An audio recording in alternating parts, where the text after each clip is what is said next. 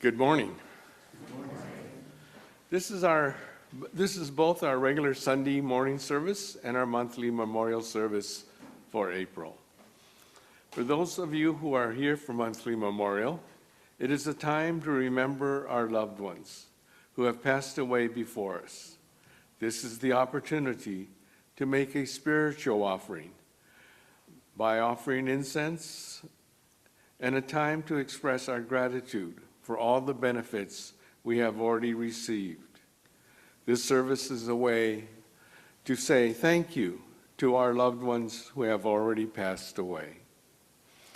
Buddhist memorial services are in memory of a loved one, but the real purpose for having the service is for us, the ones who remain behind in this world.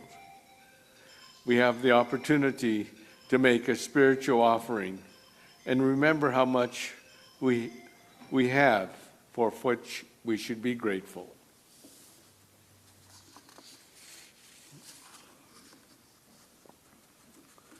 This morning I'd like to talk a little bit about maybe some of the symbols and rituals that we often take for granted. First and most basic is what makes a Buddhist service.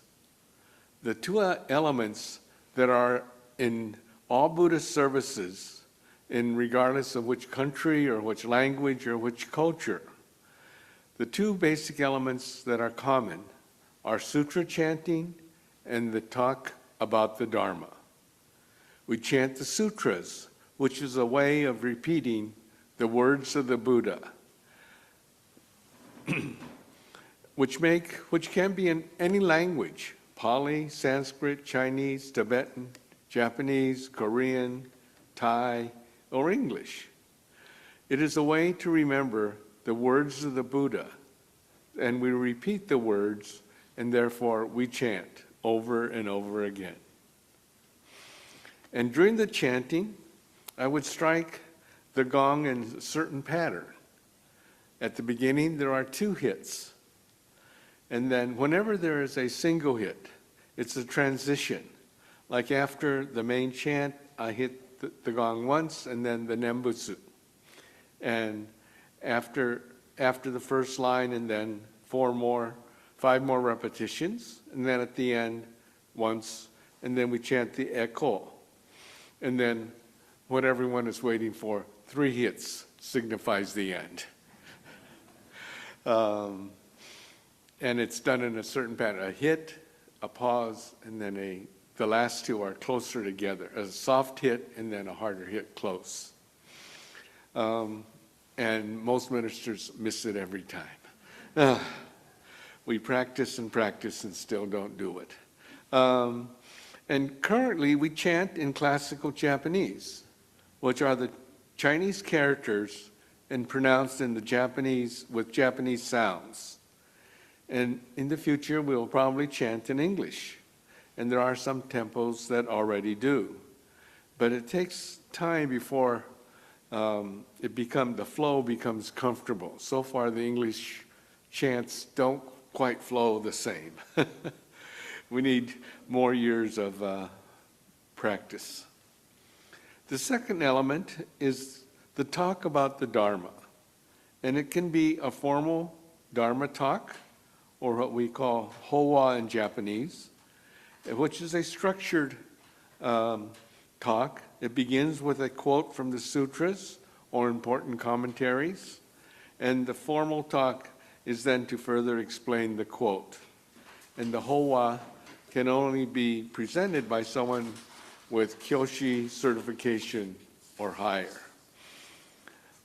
Or it can be, the other way is what we call a kanwa in Japanese, or translated as feeling talk, which can be a talk about any subject related to Buddhism. And this can be given by, anyone. So all the rest of the service is just added by local customs and by local traditions. For example, here at the Midwest, we have added the lay chairperson, the readings like the Golden Chain, Three Treasures, or other readings. and we have added gathas, which are now set to the piano, songs set to the piano. And we have opening meditation or opening and closing reflections. All have been added. But the chanting and the talk about the Dharma remain the core. In our school of Buddhism comes from the Pure Land tradition of the Mahayana branch of Buddhism.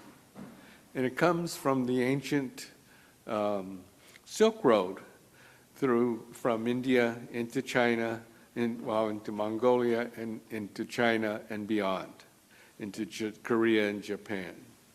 So our traditions are Japanese.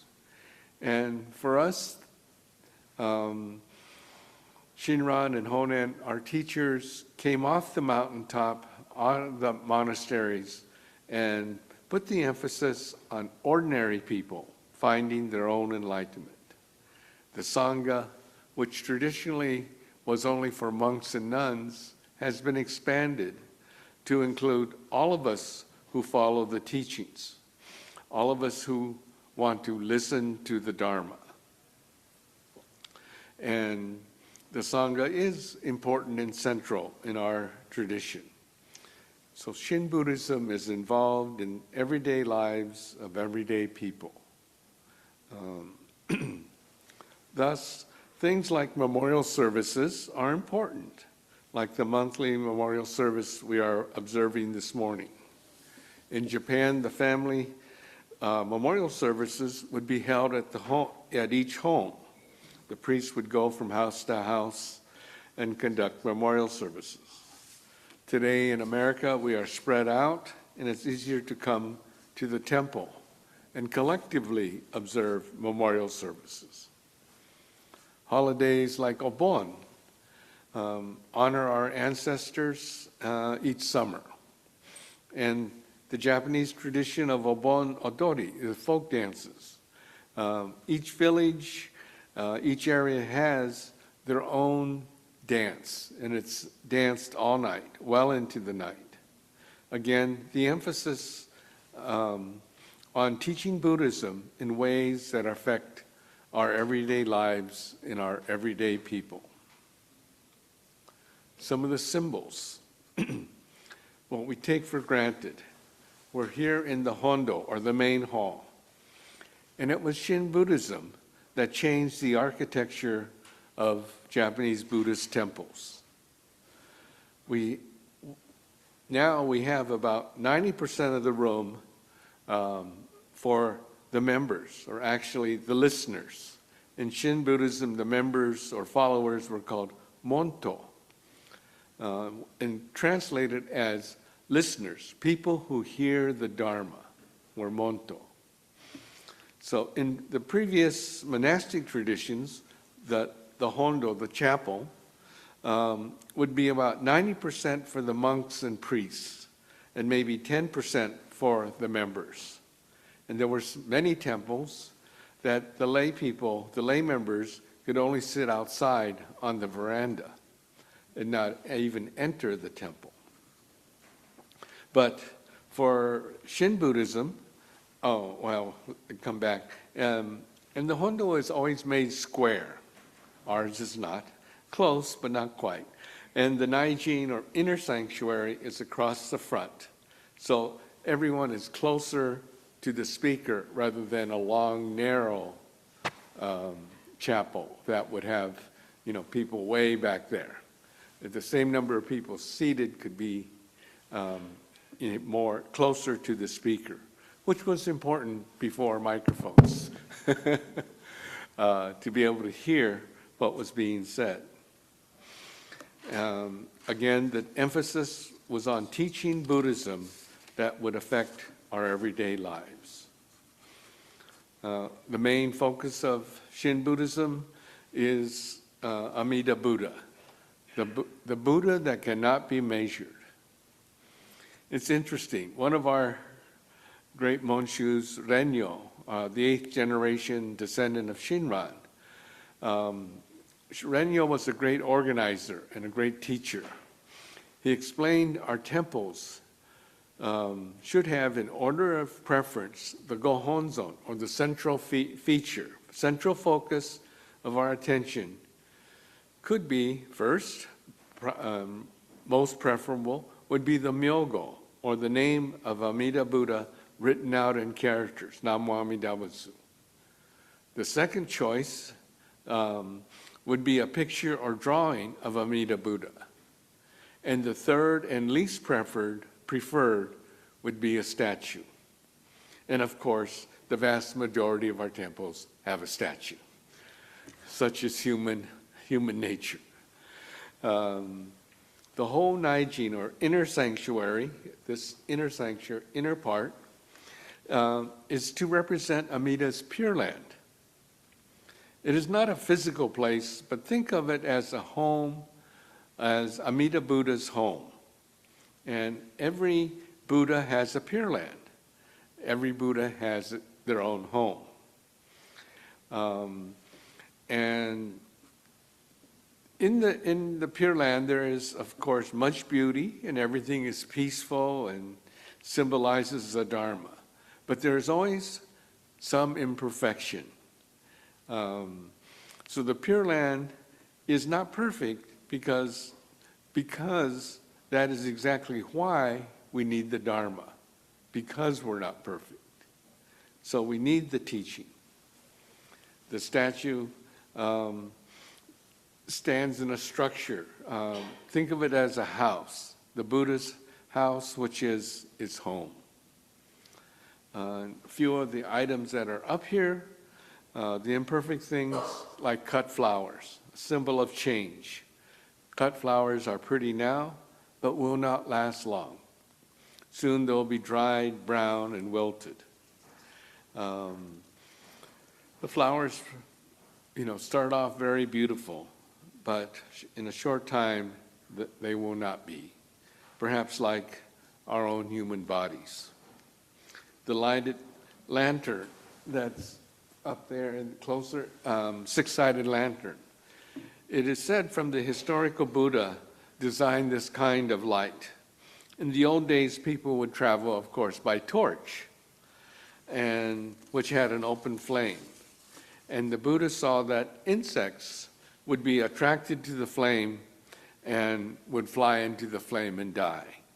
So he designed this covered light, which could be carried on a pole, and the insects would fly into the cover and would bounce off and would not be killed. The wisteria lights are from the family crest of the Fujiwara clan, of which Shinran's family was a part. And wisteria is an interesting flower. It's beautiful purple. And it's an unusual flower that it hangs down when in full bloom. It's one of the few flowers that do not point to the sun in full bloom. It is a reminder, symbol of gratitude and humility. So it is, with that sense of gratitude and humility that Shin Buddha's followers listen to the Dharma. The candles, of course, a symbol of wisdom, symbol of light. The gesture that we use of Gassho and Daihai, to put our hands together, palms and thumbs together. This is uniquely human gesture. Only humans, can put their palms and thumbs together. And it's a reminder of oneness. Our left hand, or the human hand, the imperfect hand, and the right hand, or the Buddha hand, the perfect hand, coming together as one. And we use the Nenju to wrap our hands as a reminder of the cycle of oneness. And then we bow. The bow is a gesture of humility. To bow our heads is to show respect to the Buddha.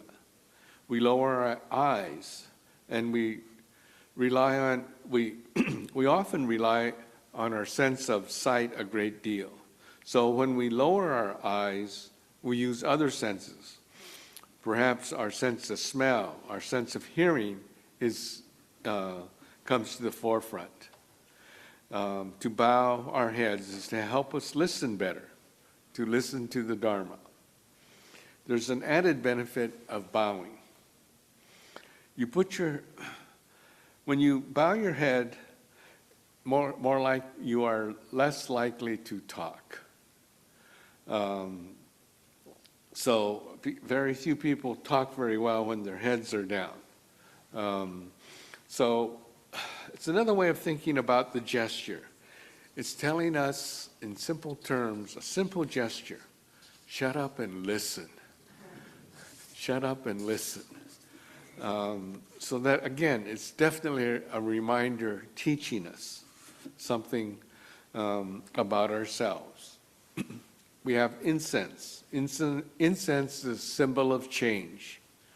Incense, burns when it's lighted, and it burns with smoke. The smell of incense smoke is the strongest smell, and it overpowers all other smells. And this is the symbol that I really like the most, because think of an onion. When you're in the kitchen and you cut an onion, it's smelly and it stinks. But if we cut the onion and we bring it up to the hondo, bring it close to the burning incense, we no longer smell the excuse me. We no longer smell the onion. We smell the incense. We are like the smelly onion. When we come to the hondo, when we come to the temple, we get close to the burning incense. We can be overpowered by the smell of the incense. The incense is like the Dharma, the teaching. It can overpower our human limitations. And like the incense, it overpowers all the smell when it is close, but it does not change the onion. When we take the smelly onion back downstairs, it smells like an onion again. Likewise, we can be overpowered by the Dharma when we get close to the incense, but we are not really changed. We still have all our human limitations. When we leave, we are back to ourselves. So we have the incense smoke. We have to let the incense smoke the smoke of the incense be like the Buddha Dharma, which can overpower us. So the symbols and the rituals are trying to teach us and to remind us to be respectful and humble. We say thank you to Amida Buddha for making us see things as they really are, to see things as they really are. And we say, Namo Amida Butsu, with gratitude and kindness beyond words.